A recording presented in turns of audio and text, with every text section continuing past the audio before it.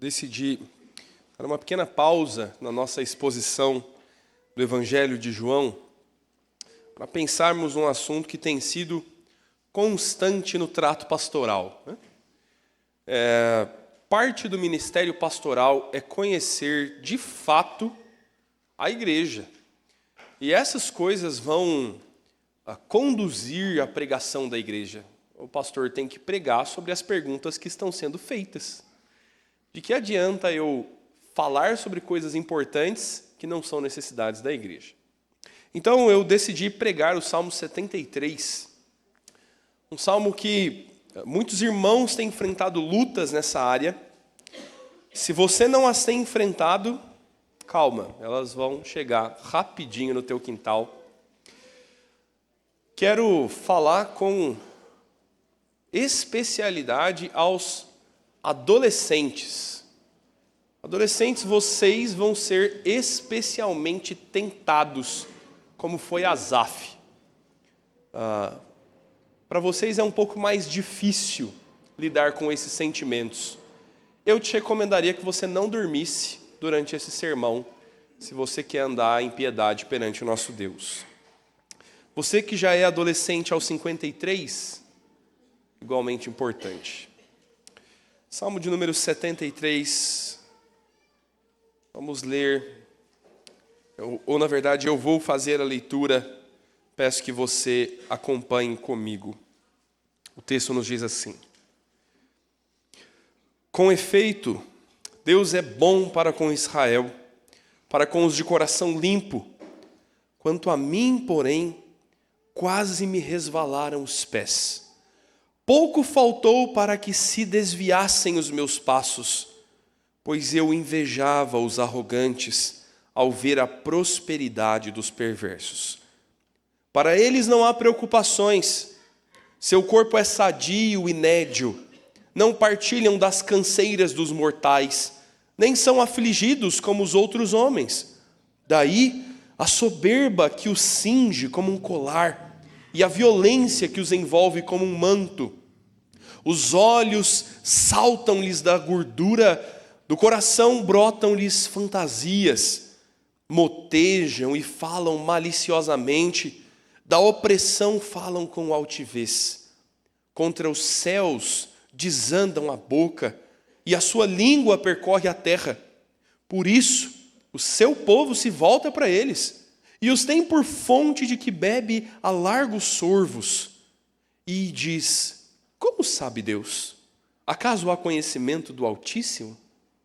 Eis que são esses os ímpios, e sempre tranquilos aumentam as suas riquezas.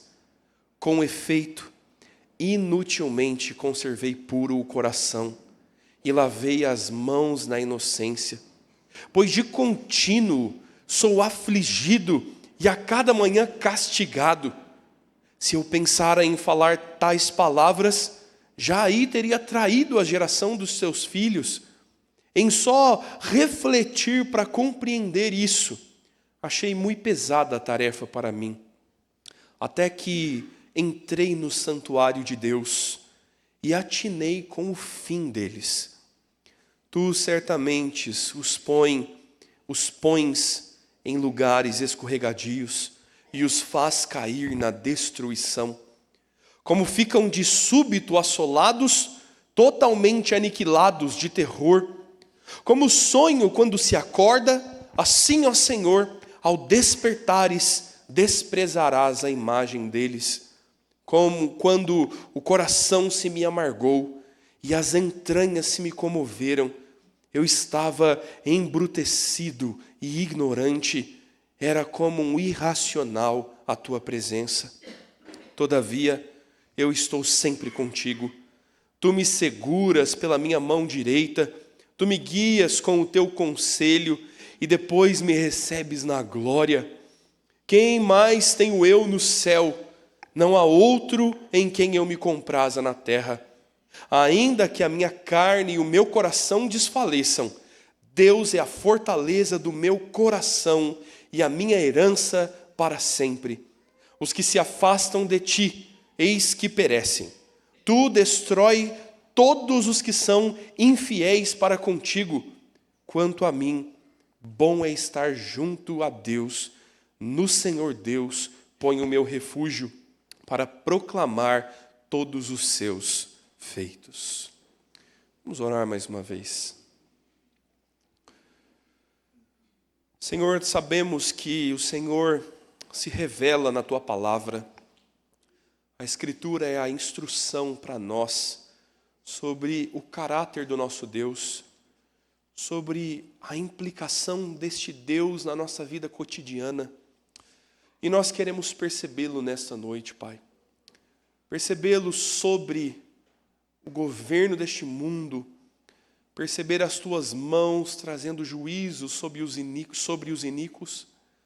Queremos entender, Pai, que vale a pena perseverar no Senhor, ainda que andar contigo seja um caminho árduo, enquanto abandonar-te nos traga respostas imediatas de prazer no coração. Nos ensina a perseverança, nos ensina a enxergar este mundo pelos Teus olhos e perceber que o caminho dos ímpios é escorregadio. Não nos deixa resvalar os pés, Senhor. Oramos, pedimos no nome de Cristo Jesus. Amém, Senhor. Amém. Quero ler 3 matérias de jornal para você. Você lê jornal ainda? Seu pai ficava com a mão manchada de domingo, folheando aquele negócio quadrado, grande, né? Chamado jornal. A primeira delas diz assim: em 2019, Suzanne von Richthofen, condenada a 39 anos de prisão pelo assassinato de seus pais em 2002, deixou pela manhã a penitenciária feminina de Tremembé, no interior de São Paulo, para a saída do Dia das Mães. Ela saiu da unidade prisional por volta das 8h10 da manhã, em um carro branco. Suzanne passará 7 dias fora da prisão, em regime semiaberto, desde 2015. Suzanne tem direito a saídas temporárias na Páscoa, no Dia das Mães, no Dia dos Pais, no Dia das Crianças e no Natal e Ano Novo. Gostoso ler essa notícia, né? Quer uma melhor? Olha que essa próxima disputa, tá? A Polícia Civil do Estado de São Paulo entregou na última segunda-feira o helicóptero apreendido do narcotraficante André de Oliveira Macedo, conhecido como André do Rap, foragido após uma decisão do Supremo Tribunal de Justiça ordenar a devolução dos bens apreendidos. 2 semanas atrás, a Corte anulou as provas contra o líder do PCC e determinou o trancamento do inquérito policial que investigava André do Rap. A 6ª turma da Corte entendeu que os policiais que cumpriam mandato de prisão contra o acusado em setembro de 2019, no município de Angra dos Reis, cometeram uma série de ilegalidades e também coletaram documentos na residência ao acusado. A ordem judicial não incluía busca e apreensão. Afinal, irmãos, é um absurdo que os policiais entrem na casa do narcotraficante e apreendam os bens adquiridos por meio de tráfico ilegal de drogas de um líder do maior comando criminal do nosso país e levem documentos que eles não tinham permissão para levar. Afinal, não há razão maior para anular toda a sentença e para arquivar o processo do que tomar esses documentos que eles não tinham mandato para tomar. Talvez uma um pouco mais antiga. Em 1971, um ladrão saltou de um avião com dinheiro e nunca mais foi preso. Seu nome é D.B. Cooper. Esse homem sequestrou um avião, recebeu um resgate de $200 mil em 1971, meu irmão. Era dinheiro, hein? E pulou de paraquedas próximo a uma área montanhosa do estado de Washington. Ele desapareceu sem deixar rastros. Apesar das investigações do FBI, o caso nunca foi solucionado e o paradeiro de Cooper e o dinheiro permanece até hoje um mistério. Imagina, meu irmão. Como é que está o teu estômago ao final dessas 3 matérias?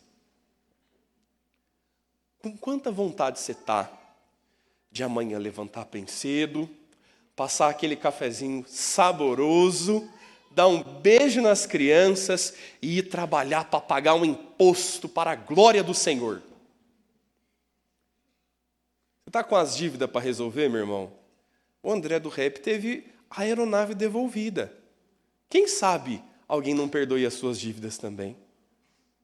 Quanta esperança está no teu coração para encarar o mundo nesse contexto aqui? Parece que o mundo é favorável aos maus, não é? Parece que a coisa vai bem para os ímpios. E nós, hein, meu irmão? E nós? O bandido roubou teu carro, desmanchou teu carro, vendeu todas as peças. A polícia o prendeu e o soltou. E você vai de ônibus, que você ainda está sem carro.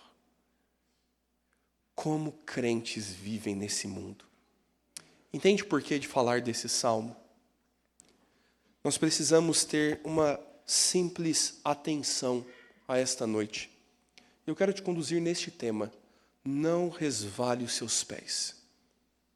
Não escorregue ao perceber o caos deste mundo e a aparente impunidade. Não resvale os teus pés. Quero falar sobre isso em 4 grandes princípios do texto que vão nos expor, primeiro, que a inveja nos faz escorregar. Segundo, os ímpios se orgulham do mal que fazem. Terceiro, nós sofremos porque nós não entendemos o caminho do Senhor. E por último, andar com Deus é melhor. Quero te conduzir nesses 4 tópicos, nesses 4 ensinos do texto, para que você não resvale os seus pés, para que você não escorregue ao perceber a prosperidade dos ímpios. Este é um salmo de Asaf. João Calvino atribui este salmo a Davi.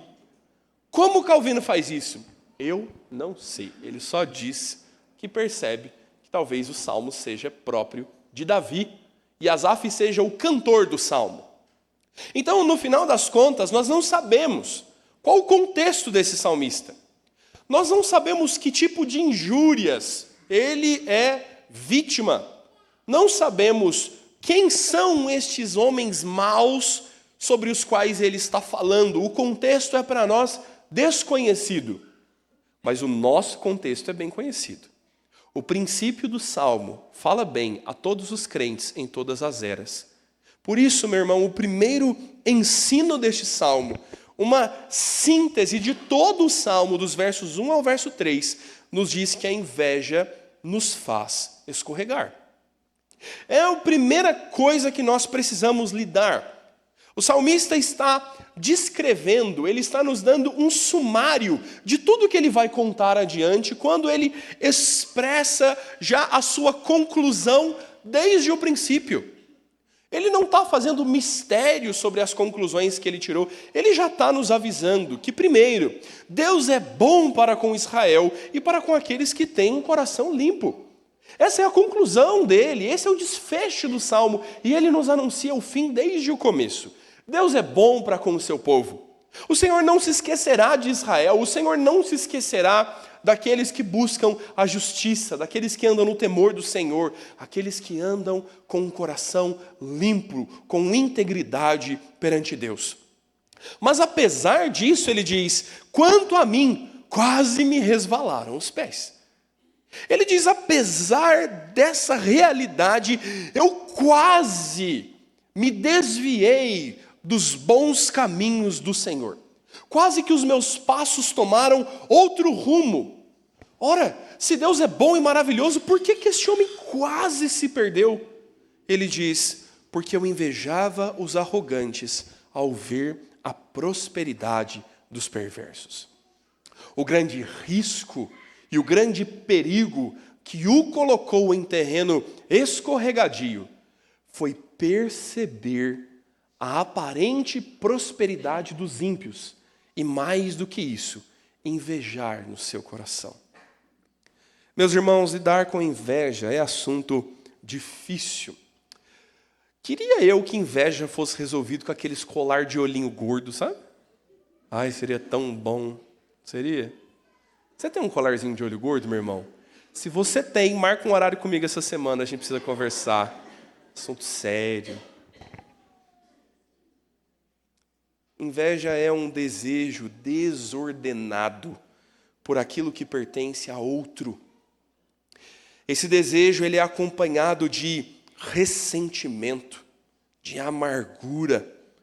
Nós temos um mau olhar sobre os bens alheios. Inveja é desejar para mim o que é do outro. É perceber que o outro e julgar que o outro não merece o que ele tem. E se eu não posso ter, é melhor que ele também não tenha. Talvez inveja não seja me pôr sobre o outro, mas que o outro não tenha mais do que eu. Não se trata de ter o mundo, se trata de ter mais do que você. Assim nós lidamos com a inveja. O problema não é que você está acima do peso. O problema é que a tua irmã está mais magra que você. Se a tua irmã estivesse acima do peso, você ia falar, horas, estamos aqui equiparados. O problema não é que o teu emprego é ruim. O problema é que o teu vizinho levou os filhos para a Disney. E o teu filho voltou para casa com um chaveirinho do Mickey dizendo, papai, por que a gente não pode ir?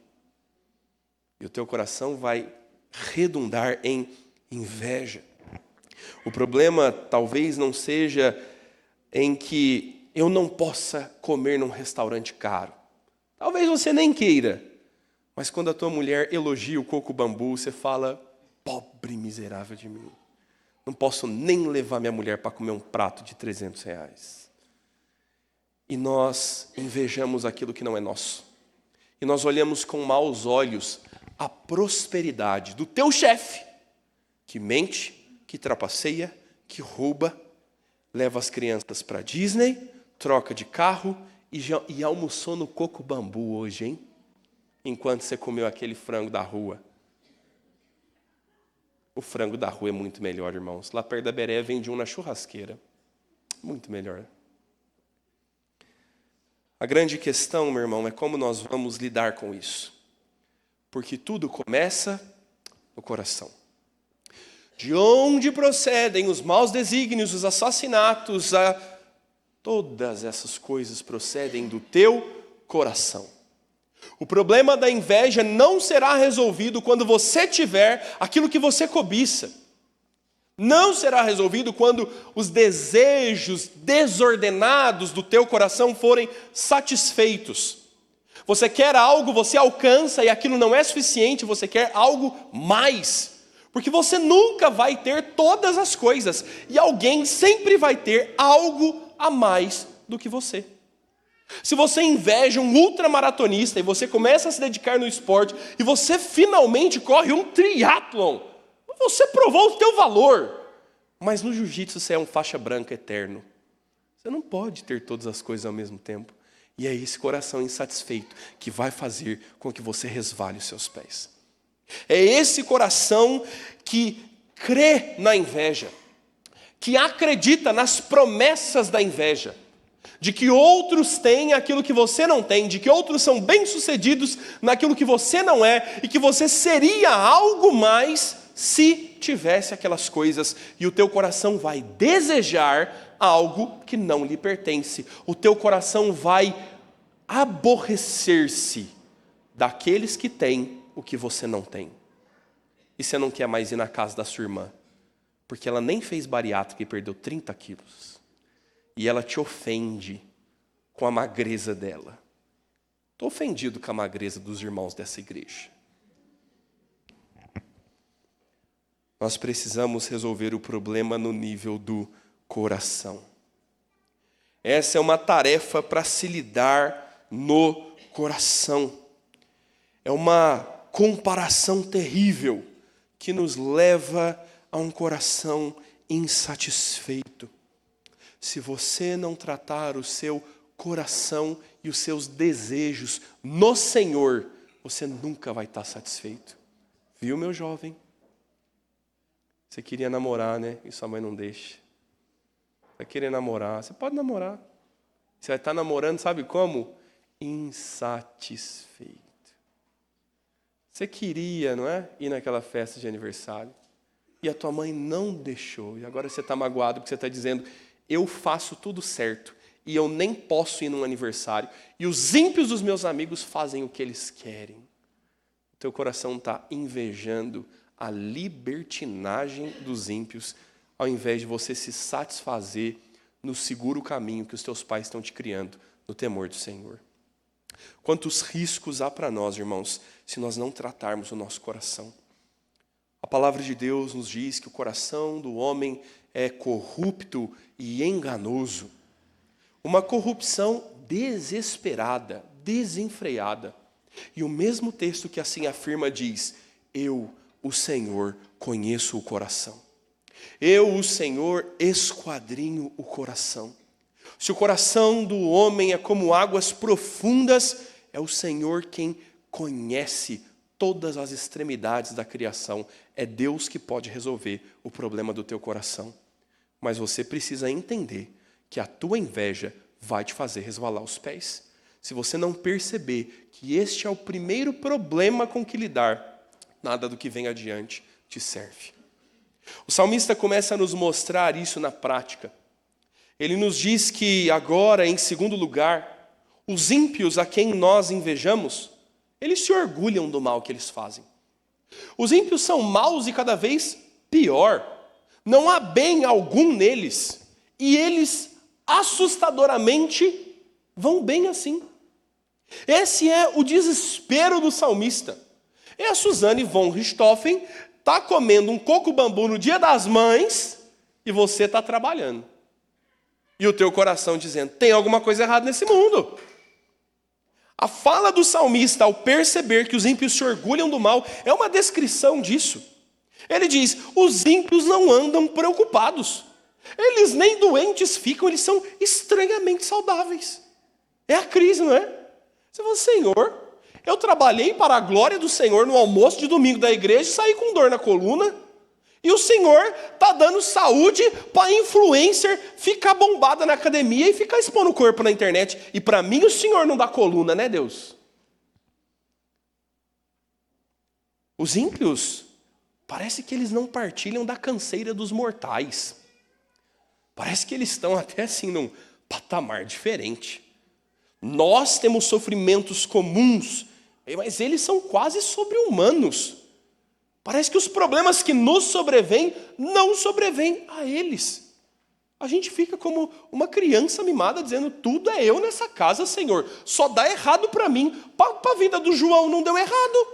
Olha lá o vizinho Joaquim. O dele deu certo. O financiamento dele o banco aprovou. Ó Senhor, por que tu não aprovas meu financiamento? A resposta de Deus é para a minha glória, mas essa você não quer lidar com ela e eu entendo. Tá tudo bem. Os ímpios, eles vivem no mal e eles nem são afligidos por isso. Olha que angústia, meu irmão. Pelo contrário, o verso 6 diz que daí a soberba os cinge como um colar. Como eles não sofrem, não vão de mal a pior, parece que na vida deles vai tudo bem. A soberba deles é como um colar que eles estão sempre usando, embelezando a vida deles. Eles são cingidos, eles são vestidos de soberba. E eles esfregam na nossa cara, dizendo, você não dá o dízimo? Por que você não trocou de carro? Ah, o pastor trocou de carro, você não trocou. A igreja está enriquecendo com o seu dinheiro. E o ímpio vai tripudiar em você. Ele vai ter o orgulho dos seus maus atos sempre elevado.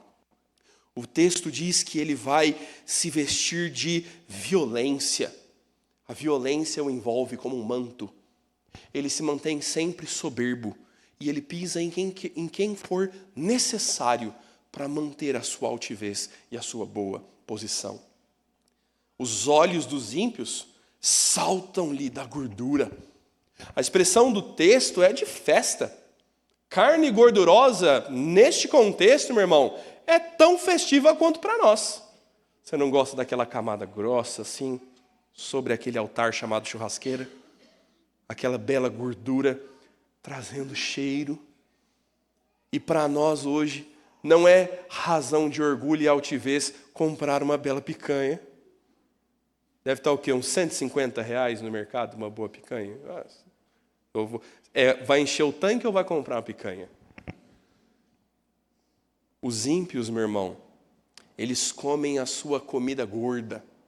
Eles estão indo muito bem. Do coração lhes brota fantasias.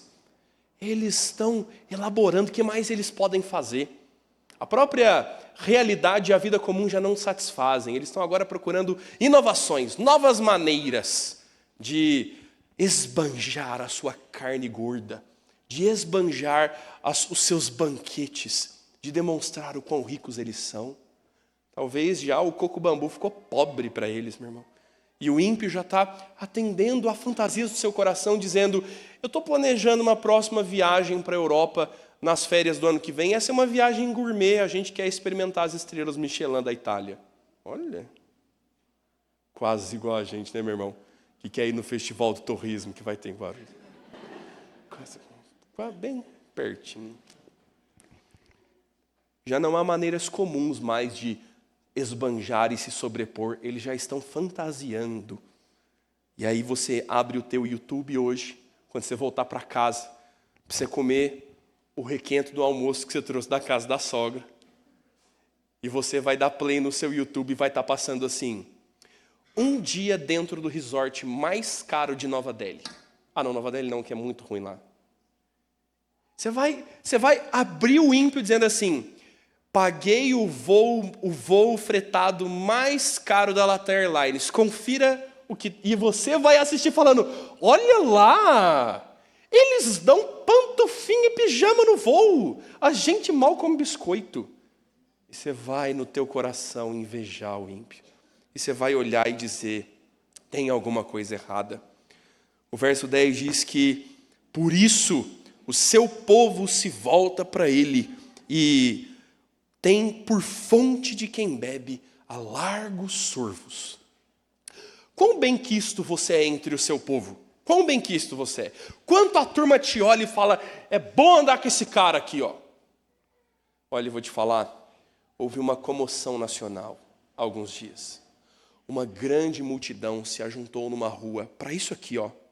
O seu povo se volta para eles e os tem como quem bebe largamente de água limpa. E uma grande multidão se ajuntou sobre uma grande personalidade para beber dele e celebrá-lo. A notícia: o MC Pose do Rodo foi liberto da cadeia. Bom, né, meu irmão? Você sabe quem é o MC Pose do Rodo? Glória a Deus se você não sabe. Se você falar: sim, pastor, eu ouço de vez em quando. Ele está sendo acusado pelo Ministério Público de apologia ao crime, envolvimento com facções criminosas, por isso foi preso. E no dia da sua libertação, pelo bom sistema judiciário do nosso país, havia uma multidão na porta da cadeia, celebrando-o. Quase igual você foi celebrado quando finalmente você ganhou um aumento no teu emprego, não é? Eu sei que seus colegas celebraram igual na porta lá da empresa. No final das contas, os ímpios estão dizendo: como sabe Deus? Acaso tem conhecimento do Altíssimo? Eles estão fazendo todas essas coisas, meu irmão. E no final das contas dizendo: só Deus pode me julgar, hein? E no final das contas dizendo: quem é você para vir com esse papo religioso para o meu lado? Que história é essa de Deus? Acaso sabe Deus?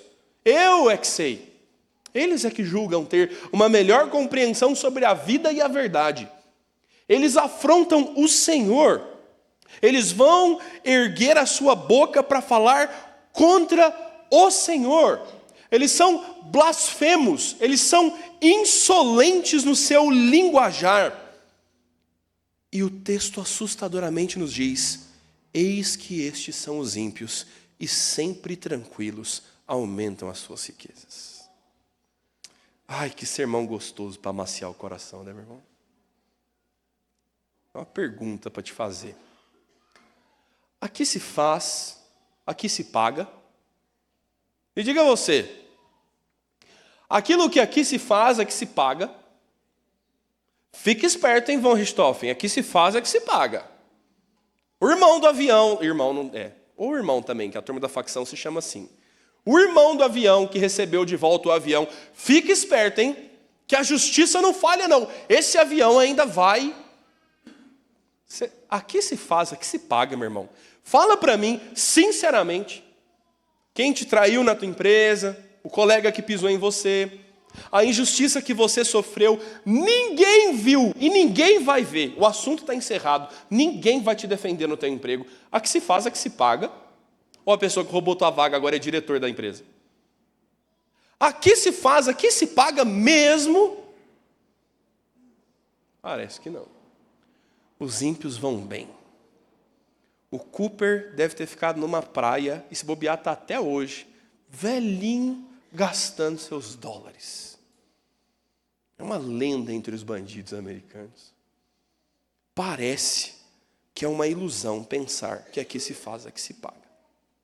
À vista disso, nós tornamos a ilusão uma justiça. Nós olhamos para a justiça e ela parece frágil e ilusória, tanto quanto a falsa verdade de a que se faz, a que se paga. Quem é que entra nessa conta? O Senhor. Que você, como um bom crente, vai conversar com o dono das coisas e dizer, você não está percebendo não a bagunça que está isso aqui? Se eu fosse o Senhor, eu ia fazer direito. E a gente faz umas orações imprecatórias, né? Senhor, em nome de Jesus eu oro para que esse carro novo dê PT no mês que vem. Para amaciar o meu ego. E nós vamos, meu irmão, nos pôr contra Deus.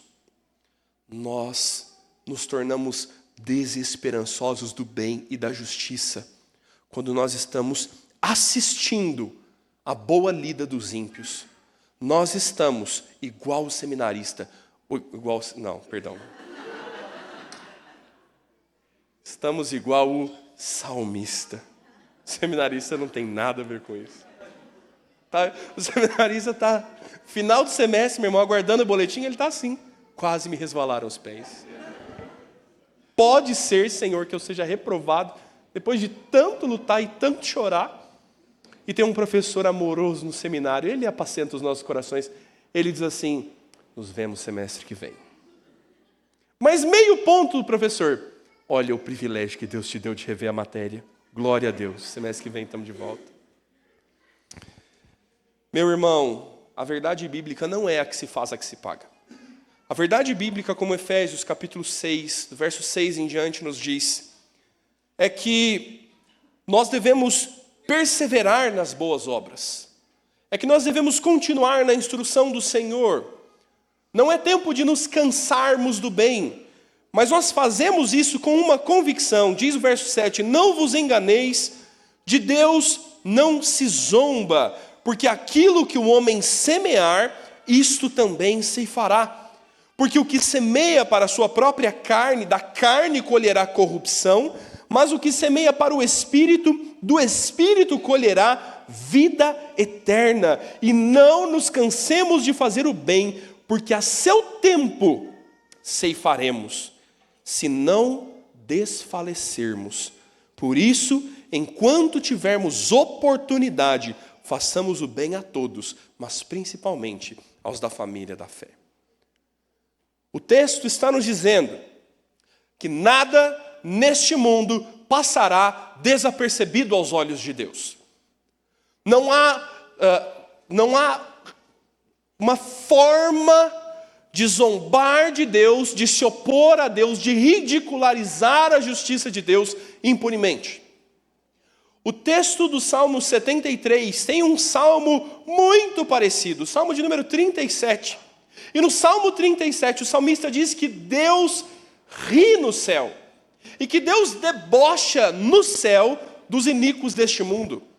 Porque eles pensam estar em lucro e vantagem, mas o Senhor, a seu tempo, dará os devidos frutos de todo o plantio.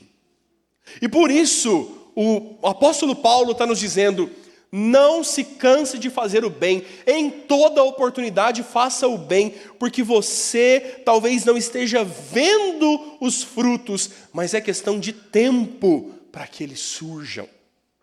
O nosso desespero é esse, meu irmão. Você plantou uma bela orquídea na sua casa. Ai, que bonito, não é? Põe ela num lugar bem escondidinho, com bastante umidade, tomando vento. Aprendi com a minha sogra. E a minha orquídea que estava morta, seca assim, né? Ela está com flor. Mas orquídeas não nascem tão fácil. Você ganhou uma orquídea de aniversário e ela morreu em 2 dias? Ela era azul e depois ela nasceu branca, né? Você descobriu que pintaram ela. E aí você está lá com a tua orquídea sequinha dizendo: não vai brotar. Ela demora, meu irmão. Ela exige cuidados, ela é delicada. E você segurando o teu pote com aquele ramo seco, olha para o teu vizinho com aquele belo copinho na mão e um ramo já dessa altura. Ele plantou feijão. Ele é esperto, bobo. Quantos dias demora para você ter um feijão e falar: ó o meu, ó, verdinho. Às vezes a semeadura de outras pessoas traz resultados belos e rápidos. E as boas semeaduras talvez demorem um pouco mais para surtir efeito. Viver como crente, andar na justiça de Deus, talvez demore para que você perceba os bons efeitos disso. Mas viver na iniquidade parece que dá resultado rápido, né? Fala isso para o jovem adolescente que quer namorar. Ó, Deus me revelou, tá? Nenhuma mãe veio falar de namoro comigo, não. Brincadeira, irmãos da transmissão. Deus não me revelou nada. Não cremos nisso nessa igreja.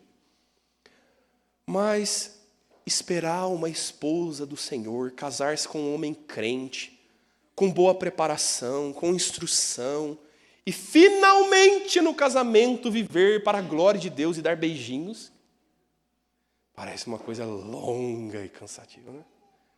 Sabe o que é mais fácil? Dá 2 piscadinhas para aquela moça da sua sala. É mais rápido, é mais fácil. O feijãozinho mostra frutos rapidinho. Mas como ficam essas coisas ao longo? Como é que está um pé de feijão 1 ano depois, meu irmão? Ele já está morto, seco e colhido os grãos. Como é que está uma orquídea 1 ano depois? Quais são os frutos e os resultados a longo prazo? E talvez, meu irmão, os sofrimentos dos quais você esteja passando sejam de muito longo prazo. Talvez sejam questões que só vão ser sanadas por Deus na eternidade. Talvez sejam justiças que só se farão por Deus no dia do juízo. Imagina quão frustrante foi a carreira de um policial crente presbiteriano fiel que perseguiu o Cooper. Que desgraça, hein? O cara aposentou e entregou o distintivo falando: Deus, tô aqui, hein? E o Cooper está lá gastando dinheiro. Mas tudo que o homem plantar, isso ceifará. A nós, meu irmão, ao longo ouviremos: vinde, benditos de meu Pai, entrai no gozo de seu Senhor. Nós, meu irmão, seremos justificados em Cristo. Nós seremos perdoados pelo Senhor de todas as nossas falhas e pecados, pela graça de Deus. E nós estaremos para sempre com o Senhor. E toda a injustiça nós veremos ser vingada. Eu vingarei, diz o Senhor. Romanos capítulo 12. Ele é o vingador das nossas vidas. E nós devemos esperar por isso e ansiar por essa ação que é do Senhor sobre nós. Se nós estivermos perdidos esperando resultados rápidos, nós vamos escorregar. Nós vamos desviar os pés da fé. Nós vamos ter Deus por maldoso e não por bondoso. Talvez nós até o consideremos bondoso, mas Ele não é tão poderoso assim. Ele nem pôde resolver esse problema de justiça. Nós precisamos aprender a esperar o tempo que há entre plantio e colheita. E ele sempre virá, meu irmão. Sempre virá. Você saiu como ruim da história? O Senhor vai te julgar. Os olhos do Senhor repousam sobre todas as coisas. Você não fez errado e foi tratado como errado. É o Senhor que te justifica, meu irmão. Alguém agiu impunemente e te maltratou e pecou contra você. É a mão do Senhor que vai tratar essa vida. É no Senhor que nós vamos aguardar, porque os ímpios perseverarão na sua maldade. Mas se lembre, tudo que o homem plantar, isso também ceifará. Isso nos leva ao terceiro ensino desse texto. Nós sofremos por não entender o caminho do Senhor. Sofremos por isso. Porque nós não entendemos plantio e colheita. Porque nós não percebemos como Deus está gerindo o mundo. E Deus permitir que os ímpios cresçam momentaneamente, como feijãozinhos que brotam, nos faz blasfemar contra Deus. Não entendemos o caminho do Senhor. É isso que o salmista está dizendo no verso 13. Com efeito, inutilmente conservei puro o meu coração e lavei as minhas mãos na inocência, porque eu de contínuo sou afligido e a cada manhã castigado. Ao olhar para si, a conclusão do salmista é: eu estou desperdiçando os meus esforços, não vale a pena ser crente, não vale a pena ser honesto no Brasil, não vale a pena conservar o coração puro e lavar as mãos na inocência. Nada disso tem proveito, porque olha os ímpios. Se nós não nos atentarmos para o caminho do Senhor, é aqui que nos resvalam os pés. É aqui que há um verdadeiro e às vezes literal desvio. Os ímpios estão muito bem do que os crentes, não tem vantagem nenhuma em servir a Deus. É essa a perspectiva do salmista. O que eu ganhei servindo ao Senhor? É isso que ele está dizendo. Os ímpios estão aí com todos os seus ganhos. O que eu estou ganhando? Perseguição, estou ganhando dissabores na vida, eu perdi os meus amigos, eu já não tenho mais tanta tranquilidade no meu emprego, estou prestes a ser mandado embora porque eu não quero fazer coisa errada, isso vai me custar a vaga. Olha eu aqui, Senhor, neguei o Tinder e estou solteiro. Dói, né, irmão? Dói. Senhor, aquele rapaz que se apaixonou por mim, eu não quis namorar ele porque ele não é crente. E olha o que o Senhor fez comigo. O Senhor nem me deu um namorado crente. Nós olhamos às vezes e chegamos a essa conclusão: inutilmente conservei puro o meu coração. Mas o salmista vai ponderar sobre isso. E ele está dizendo agora: se eu pensar em falar tais palavras, já teria traído a geração dos teus filhos. E o salmista está se arrependendo imediatamente da sua própria perspectiva. Ele está dizendo: eu não consigo entender essas coisas, e se eu permanecesse nesse caminho, eu ia abandonar o caminho do povo de Deus, eu ia trair os filhos de Deus, eu ia me desviar do caminho do Senhor. A conclusão dele é: em só refletir para compreender isso, achei muito pesada tarefa para mim. O salmista está nos dizendo: eu não consigo entender essas coisas. Por que os ímpios vão bem e os crentes sofrem? Eu estou prestes a me desviar. Eu considero todo o meu esforço inútil. Ele tem o maior risco nas suas mãos agora. Até que o verso 17 muda completamente a perspectiva do texto. Porque ele diz: até que entrei no santuário de Deus e atentei para o fim deles. O que muda o olhar do salmista é perceber a colheita e não os resultados imediatos. É entrar no santuário do Senhor, é se pôr perante Deus e perceber que do ângulo de vista do Senhor, as coisas não estão bem assim não. E perceber que enquanto o mundo parece um caos completo e os ímpios prosperam, no trono do Senhor todas as coisas andam ordeiramente. Ele diz: quando eu entrei no santuário de Deus, eu atentei para o fim dos ímpios. É aqui que cessa a insatisfação do salmista. É aqui que percebe o seu coração que Deus tem outros caminhos que não os seus. É aqui que ele está dizendo: quando eu me deparei com o Senhor, eu percebi que os caminhos do Senhor são difíceis de entender e que Deus não abandonou o nosso esforço. Meu irmão, talvez seja exatamente esse o ponto difícil que você está enfrentando agora. Dizendo: estou desperdiçando a minha vida. É o nosso jovem adolescente aqui. O nosso adolescente dizendo: era para eu estar uma hora dessa na festa do Marquinho, que a Carolina vai estar lá. Cuidado, hein, meu irmão. Se tem um Marquinho, uma Carolina na sua vida, é Deus falando com você. É o jovem dizendo: que bênção, né, Deus? Eu não colei na prova, vou repetir de ano. E o Carlos, que colou na prova, está onde? Está de férias. Inutilmente guardei puro o meu caminho. É, Jesus, estou eu aqui pagando IPTU feito um louco, né? E uma bela obra da Sabesp na minha rua, para deixar esburacado. Que valor tem isso? Que valor tem, Senhor? Fui fiel e prudente, paguei seguro do meu carro, roubaram e eu estou sem reembolso. Porque o mundo é mau, porque te passaram a perna, porque os homens maus se orgulham da sua maldade e vão te tratar com violência. E parece que nós estamos completamente desamparados e nós temos às vezes a sensação de que estamos inutilmente nos esforçando. Meu irmão, você precisa parar os seus pés à porta da casa do Senhor. Porque você está tomando a tarefa que o salmista diz ser demasiadamente pesada e você quer cumpri-la e vivê-la. O salmista diz: o caminho de Deus é confuso para mim, eu não entendo.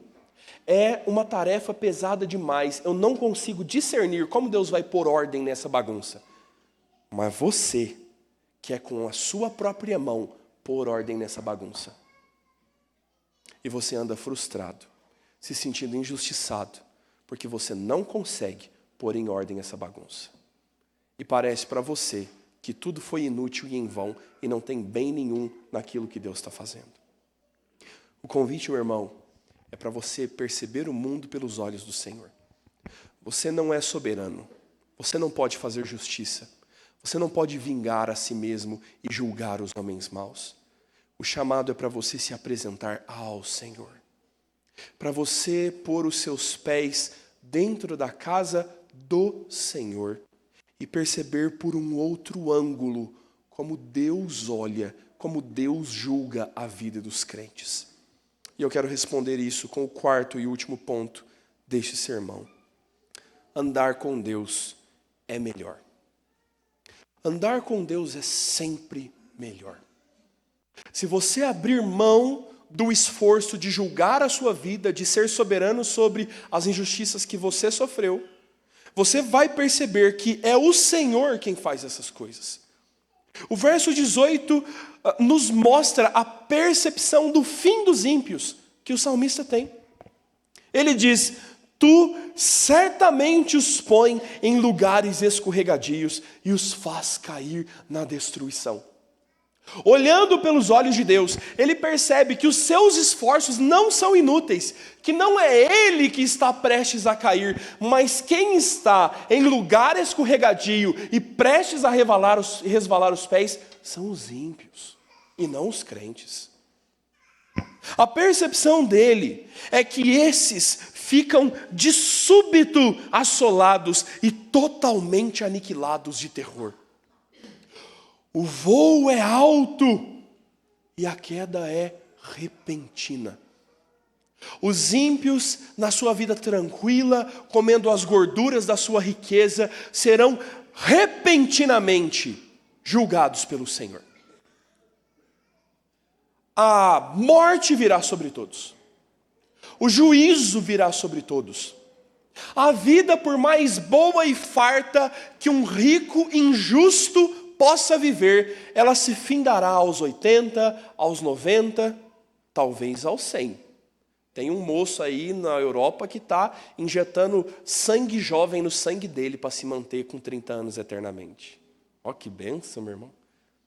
A gente vai esticar você com botox até quanto você puder pagar, pra você manter a tua juventude. Mas ela vai acabar. E você vai se ver perante o Senhor. E o ímpio vai prestar contas a Deus de tudo o que plantou. E isso acontece, repentinamente. De súbito, os ímpios serão assolados por Deus. Eles vão prestar contas ao Senhor. E não tendo a Cristo que os justifica, e tendo vivido cercados de orgulho e violência, eles ficarão aniquilados de terror. Receberão o justo pagamento da sua maldade. É assim agora que o salmista percebe o juízo de Deus sobre os homens. Ele diz que, como ao sonho quando se acorda, assim, ó Senhor, ao despertares, desprezarás a imagem deles. O Senhor, semelhante a alguém que acabou de acordar, quando chegar o tempo determinado, Deus há de desprezar a imagem dos ímpios. Eles não viverão para sempre na prática do pecado e na maldade. Deus há de julgá-los. E o salmista está percebendo o fim dos ímpios. Perceba agora no verso 21 como a sua postura muda. Ele diz assim: quando o coração se me amargou e as entranhas se me comoveram, eu estava embrutecido e ignorante como um irracional à sua presença. Essa é a confissão que eu e você deveríamos fazer. Essa é a confissão daqueles que julgaram ser inútil ser fiel a Deus. Daqueles que olharam para os ímpios e disseram: melhor ser ímpio do que crente, tem melhor paga. Daqueles que não entenderam o caminho do Senhor e embruteceram seu coração e se tornaram duros como pedra na sua falta de entendimento e julgaram mal o caminho de Deus e não entenderam a justiça com que Deus opera. O salmista está dizendo: naquele momento, quando eu estava amargo, quando meu coração estava amargurado e comovido, era assim que eu estava. Eu era irracional quanto à presença de Deus. O salmista está dizendo: eu não considerei Deus e por isso eu me desesperei. Eu não atentei para o santuário de Deus e é por isso que eu andei desesperado. Meu irmão, a perspectiva agora é a contrária. Aquele que tinha um coração desenfreado e procurava satisfação em algo no mundo, invejava os ímpios dizendo: quem sabe se eu tivesse a vida do ímpio eu fosse um pouco mais feliz. Esse é alguém que agora, olhando o caminho do Senhor, percebendo que Deus julga o mundo, é alguém que vai dizer: que mais tenho eu no céu, não há outro em quem eu me compraza na terra. O prazer e a satisfação dele agora se voltam para o Senhor. Esse é um coração que não mais anda perdido, procurando prazer em algum lugar, invejando os ímpios, mas é um coração que agora tem convicção no Senhor e o tem por prazer na terra. A sua vida agora é andar com o Senhor. E a sua confissão não é mais de alguém que está prestes a cair, mas ele diz: ainda que a minha carne e o meu coração desfaleçam, Deus é a fortaleza do meu coração para sempre. A certeza do salmista se volta para o Senhor. O coração do salmista se volta para o Senhor. E nós precisamos fazer a mesma coisa sobre nós. Deus é esse que vai sempre nos segurar pela mão direita. Quando parece que nós estamos abandonados e os ímpios estão prosperando, o salmista está dizendo: eu sempre estou contigo e a tua mão direita me segura. Eu não estou abandonado pelo Senhor. Ele diz: o Senhor me guia no seu conselho e me recebe na sua glória. Há um agir imediato de Deus sobre nós. O conselho de Deus está nos guiando continuamente, diariamente. O conselho do Senhor é a sobriedade que nós precisamos para julgar o mundo e perceber o caminho dos ímpios para não invejá-los. É o conselho do Senhor que continuamente nos guia. E ao final deste caminho, o Senhor nos recebe na glória. A colheita dos crentes é a glória de Cristo. É reinar conjuntamente com o Senhor. O Senhor Jesus exorta a igreja dizendo: não sabeis vós que vocês reinarão com Cristo? Nós nos assentaremos em lugares celestiais. Nós estaremos para sempre com o Senhor. Aqueles que foram humilhados serão também exaltados em Cristo. É este o anúncio e o descanso sobre o qual o salmista põe o seu coração. Ele está dizendo: eu tenho uma sólida segurança no Senhor.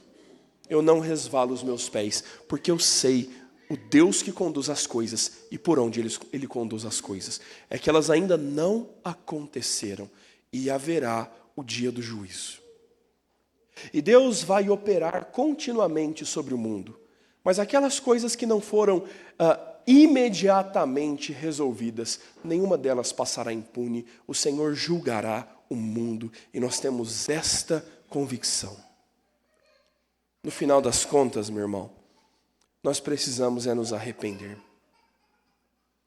Porque nós tivemos inveja e desejamos um dia ser o MC Pose do Rodo. Nós olhamos o funkeiro brasileiro expondo seu colar de 18 milhões em ouro maciço. E nós blasfemamos contra o provedor da nossa casa, dizendo: Deus, 18 milhões, se eu tivesse um só. Você não tem um só. Deus não quer que você tenha. Você não precisa de R$1 milhão. Porque o Senhor quer que os seus filhos, dia a dia, procurem pão. As mãos daquele que dá pão diário sobre o nosso sustento.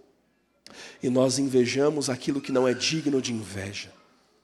Invejamos corpos que são forjados para causar cobiça no nosso contexto.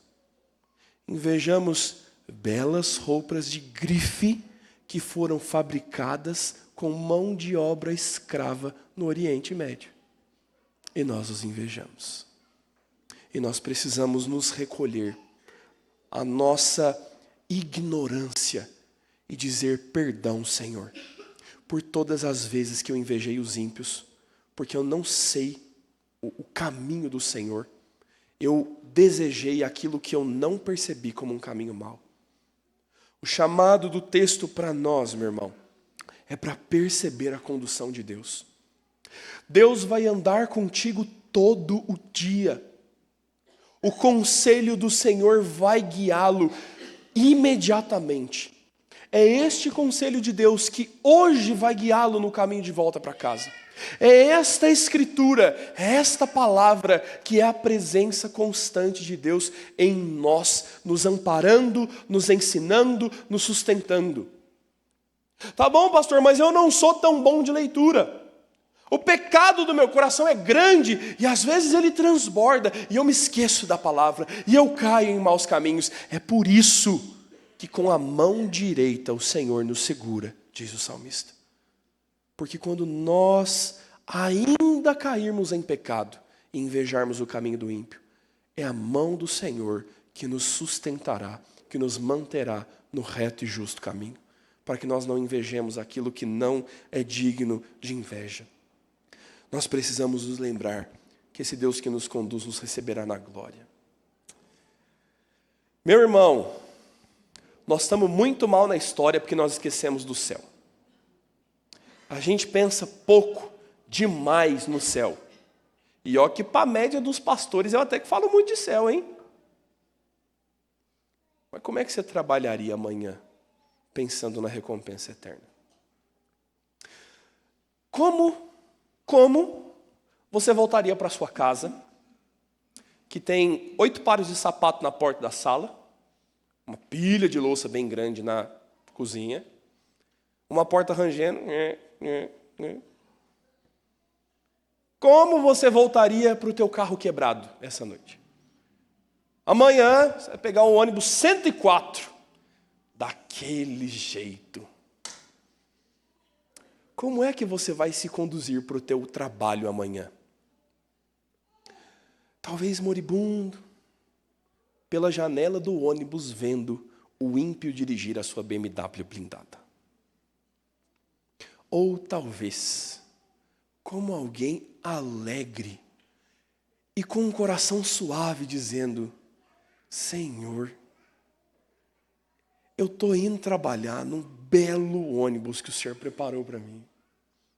E o Senhor me deu um emprego sobre o qual eu posso sustentar minha casa com o suor do meu trabalho. E, Senhor, eu estou deixando a minha família para trás agora, mas eu sei que o Senhor Jesus está lá em casa. Eu sei que é a mão do Senhor que está guardando os meus filhos dentro daquela escola. E no final, Senhor, de todo este labor, eu não vou andar de ônibus. Em algum momento, esse céu há de se abrir de uma ponta a outra, como um relâmpago que vai do Oriente ao Ocidente. E, Senhor, de súbito, eu vou ver os anjos do Senhor descer dos céus e recolher os eleitos nos 4 cantos da terra. E eu sei, Senhor, o quão mau é meu coração. Eu sei a podridão dos meus pecados e eu sei que nesse dia eu deveria ser lançado no inferno, Pai. Eu sei que agora andar num ônibus cheio é um luxo perto do que eu mereço. Eu mereço a morte. E o Senhor não só me livrou da morte e me deixou viver a minha vida cotidiana, mas o Senhor vai ainda me levar para morar contigo eternamente. Senhor, eu vou ver todo o mal do mundo ser julgado. Eu vou olhar Cristo, o meu Senhor, face a face. Eu vou um dia me ver completamente livre de todas as mazelas do meu corpo, as minhas dores, as minhas doenças, o meu envelhecimento, quem sabe a minha careca. Eu me verei perante o Senhor. O meu corpo será glorificado e o meu coração nunca mais sentirá tristeza. Eu nunca mais saberei o que é a amargura. Eu vou habitar um novo céu e uma nova terra. Eu vou viver com Cristo num mundo tão pleno e perfeito que eu jamais consegui imaginar. Como você trabalharia amanhã assim? Como você viveria a tua rotina de segunda-feira, sabendo que ao final do dia o Senhor Jesus vem te buscar para a glória? Como seria o seu dia amanhã, reverberando a nossa aula de Apocalipse? O Senhor, depois de nos conduzir no seu caminho, nos recebe na sua glória. Meu irmão, o Senhor sempre está conosco e nos segura. O salmista, que tinha um coração desenfreado pela cobiça, pela inveja, agora está dizendo: o Senhor Deus é a fortaleza do meu coração. O problema de um coração desenfreado, que não pode ser resolvido em nenhum outro lugar, é no Salmo 73, resolvido no Senhor. Para todas as suas inquietações e todos os seus desejos desenfreados, o salmista está dizendo: no Senhor encontrei resposta. Talvez você devesse responder à inveja do teu coração com adoração a Deus. É o teu coração invejando aquilo que você não tem e te fazendo sentir insatisfeito. Talvez você devesse ali adorar ao Senhor. Como você poderia fazer isso? Domingo passado nós viemos de Uber para a igreja, o carro ficou no mecânico. Dá um ódio no coração, né? Olha, Senhor, o carro dos ímpios, todos os ímpios vieram retirar o carro aqui na oficina, só o meu está aqui, Jesus. É a murmuração do meu coração, meu irmão. Isso aqui é confissão de pecado. Eu subi a Alameda Tutóia, cabisbaixo, numa sexta-feira fria, dizendo: Jesus, vou ficar sem carro fim de semana, né, Jesus? E o Espírito Santo docemente nos ensina dizendo: você deveria dar graças, porque você agora estaria condenado ao inferno, sofrendo as consequências do seu pecado.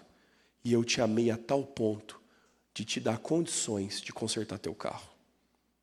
Eu sou o teu provedor. Vive em satisfação na minha vida.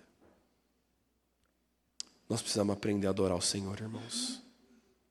É o nosso coração inquieto que quer para si, quando nós deveríamos louvar por aquilo que temos.